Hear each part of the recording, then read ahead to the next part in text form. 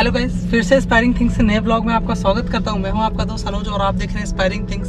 Guys, मैं आज कुछ एसी से रिलेटेड मिथ क्लियर करने वाला हूं। लोगों के मन में बहुत सारे एसी से रिलेटेड मिथ होते हैं। पहला मिथ ये होता है कि एसी का जो फैन का स्पीड होता है उसको कम या ज़्यादा करने से गाड़ी का माइलेज होता है उस पर कोई असर पड़ता है कि नहीं। दूसरा मिथ ये होता है कि जो कूलिंग होता है उसको कम या ज़्यादा करने से हॉट पे डालेंगे या कूल पे ज़्यादा डालेंगे तो हमारे माइलेज पे क्या फ़र्क पड़ेगा। तीसरा मिथ ये होता है कि कार को हम लोग अगर बिना एसी के साथ चलाएं तो हमारा माइलेज क्या आता है, या बहुत ज़्यादा माइलेज मिलेगा या बहुत नॉर्मल माइलेज मिलेगा, ये क्या रहता है। सारे मिथ्स इस वीडियो में हम लोग क्लियर करेंगे। अगर आपको इससे रिलेटेड कोई भी कंफ्यूजन है तो इस वीडियो को पूरा देखिए।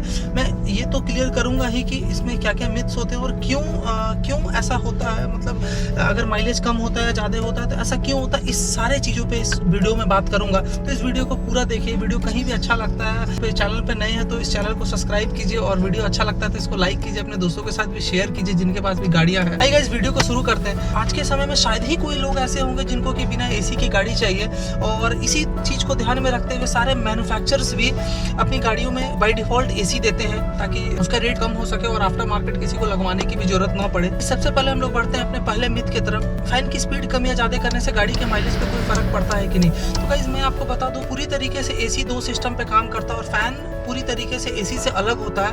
गाइस, जो एसी होता है वो डायरेक्टली इंजन से कनेक्टेड होता है और वो अपना जो कूलिंग होता है वो कूलिंग कॉइल जो कि गाड़ी के मिडिल में होता है वहाँ पे देता है, और जो फैन होता है वो टोटली तरीके से बैटरी पे कनेक्टेड होता है। तो ये दोनों पूरी तरीके से अलग चीज़ है। तो आप फैन की स्पीड कितनी भी बढ़ाइए या कम कीजिए, उससे गाड़ी के माइलेज पे किसी भी तरह का कोई फर्क नहीं पड़ता है। इसमें जो कंप्रेसर होता है, जो एसी का सिस्टम होता है वो कनेक्टेड होता है इंजन से एक पुल्ली के द्वारा, और जैसे ही हम एसी के बटन को ऑन या ऑफ करते हैं वो पुल्ली इंजन से कनेक्ट होता है या डिस्कनेक्ट होता है। इस तरीके पे एसी काम करता है। फैन टोटली अलग होता है, वो बैटरी से कनेक्टेड होता है। डायरेक्टली बैटरी से हम लोग उसको रेगुलेट करेंगे, उसके हिसाब से वो हवा ज़्यादा निकालेगा और कम निकालेगा।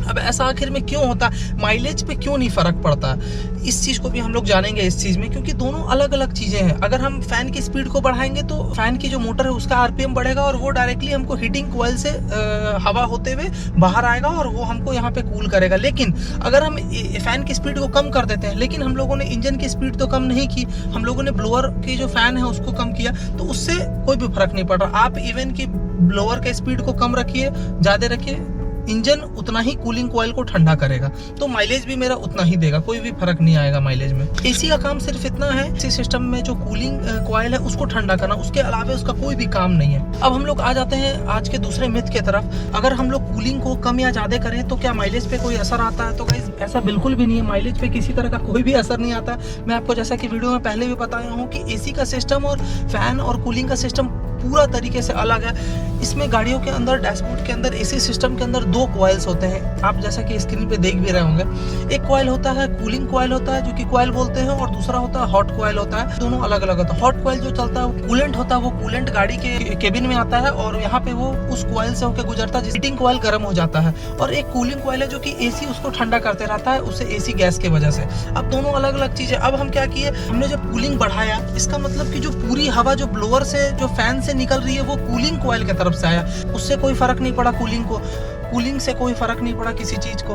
अब हमने अगर पूरी हॉट पे डाला, पूरी तरीके से गर्म किया उस चीज को, तो क्या वो पूरी हवा जो है वो हॉट कॉइल के थ्रू हमारे इवेंट से बाहर आया, तो इससे किसी भी तरह का कोई फर्क नहीं पड़ा। इवन कि आप पूरी तरीके से टेम्परेचर को बढ़ा दीजिए और फिर भी अपने एसी को ऑन रखिए, फिर भी गाड़ी का माइलेज वही देगा, क्योंकि दोनों सेपरेट सिस्टम है।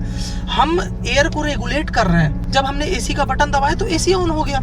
अभी वो हवा किधर से भी आए, हॉट कॉइल से आए, कूल कॉइल से, उससे कोई मतलब नहीं है माइलेज को। उस हवा है वो अगर हॉट कॉइल से रही तो भी कूलिंग को वो उतना ही ठंडा कर रहा है। अब हम लोग इस चीज़ को समझ लेते हैं कि ऐसा क्यों है, क्योंकि दोनों अलग अलग सेपरेट सिस्टम्स है, तो ऐसा होना बिल्कुल लाजिम जरूरी है। सिर्फ हम हवा को रेगुलेट कर सकते हैं, एसी को ठंडा और ज़्यादा को हम लोग नहीं रेगुलेट कर सकते। जब वो किस बेसिस पे रेगुलेट हो रहा है, किस बेसिस पे ज़्यादा ठंडा, कूलिंग कॉइल भी ज़्यादा ठंडा और कम ठंडा होता है, लेकिन उसका भी एक अलग तरीका। जब भी हम गाड़ी को रेस देते हैं, यानी जब भी हम गाड़ी का आरपीएम बढ़ा रहे हैं, तो ऐसा होता है कि कंप्रेसर ज़्यादा तेजी से घूमता है, तो एसी गैस है वो भी ज़्यादा तेजी से सर्कुलेट करता है पाइप में, तो हमारा ज़्यादा ठंडा होता है। कूलिंग इस पे डिपेंड करता है। जब भी आप आरपीएम बढ़ाएंगे तो वो सर्कुलेशन बढ़ेगा, इस तरह से वो काम करता है। ये आप चीज़ें बहुत बार आप लोगों ने गौर की होगी। जब भी मेरा गाड़ी का आरपीएम ज़्यादा है तो एसी ज़्यादा कूलिंग करता है। क्यों कूलिंग करता है? क्योंकि उसका स्पीड बढ़ जाता है। स्पीड बढ़ जाता है, जो पाइप में जो हवा मेरा सर्कुलेट कर रहा, जो एसी गैस सर्कुलेट कर रहा, उसका स्पीड बढ़ गया ना, इंजन का आरपीएम ज्यादा है, और आरपीएम जब भी ज्यादा रहेगा तो सेम वो पावर देगा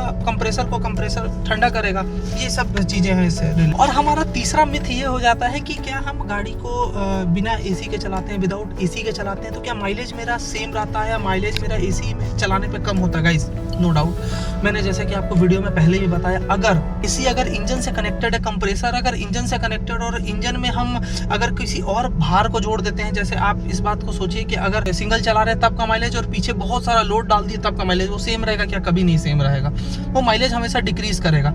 कंप्रेसर से जब भी पावर लेगा तो इंजन का आरपीएम कम होगा, या इंजन को अगर सेम आरपीएम मेंटेन करना है तो उसको अपनी ताकत को बढ़ाना पड़ेगा। तो जब ताकत ज़्यादा लगाएगा तो वो तेल भी ज़्यादा लेगा, कंज्यूम करेगा, तो इसलिए कैसे माइलेज तो कम होता है, लेकिन वो कितना माइलेज कम होता है गाइज? वो बिल्कुल भी नेग्लिजिबल माइलेज होता है अगर आप एक गाड़ी को आइडियल स्पीड में चलाएं। हाँ, अगर आप गाड़ी खड़ी रख के एसी को चलाते हैं तो उस टाइम में गाड़ी को आपको ऐसा लगेगा कि माइलेज थोड़ा कम हुआ, गाड़ी ज़्यादा पेट्रोल पी रहा है। क्यों? क्योंकि इंजन तो आइडियल स्पीड में है और आपने जैसे ही एसी ऑन किया तो आरपीएम बढ़ा और क्या हुआ, गाड़ी को ताकत ज़्यादा लगाना पड़ा। जब ताकत ज़्यादा लग रही खड़ी गाड़ी में तो ऑब्वियसली माइलेज होगा कम। लेकिन आप 70-80 के स्पीड में या 100 के स्पीड में जब क्रूज कर रहे हैं, ऐसे आराम से चल रहे हैं, तो गाड़ी का जो माइलेज है वो बिल्कुल भी थोड़ा घटेगा, बहुत कम, मतलब 1-8 किलोमीटर से माइलेज घटेगा। और ये चीज़ डिपेंड करता है इंजन के कैपेसिटी के ऊपर में। जैसे कि किसी गाड़ी का अगर इंजन कैपेसिटी ज़्यादा है तो ऑब्वियसली उसका माइलेज कम घटेगा, और अगर किसी गाड़ी का इंजन कैपेसिटी कम है, जैसे कोई 800 सीसी 600 सीसी की गाड़ी है या 1000 सीसी की गाड़ी, अगर उस पर आप करते हैं तो उस पर माइलेज का फर्क ज़्यादा दिखेगा।